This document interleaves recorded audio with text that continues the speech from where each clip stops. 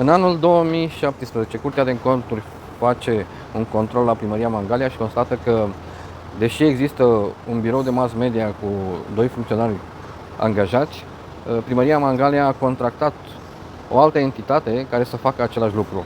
Astfel că a dispus ca PFA Dorinel Colgiu, care este actualul director de la Golterm, care încasa în acea perioadă peste 100.000 de lei pe an de la primărie, Curtea de Conturi a dispus ca acest personaj să dea bani înapoi.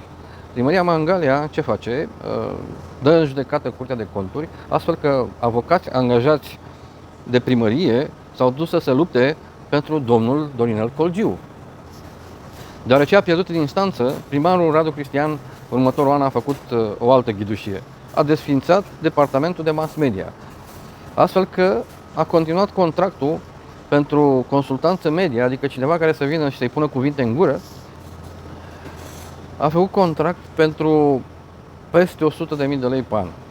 Practic, între 2018 și 2023, adică în 5 ani, această firmă deținută de o persoană, firmă care nu are niciun angajat, a încasat circa 1.500.000 de lei, adică vreo 300.000 de euro, și a declarat profituri mai mari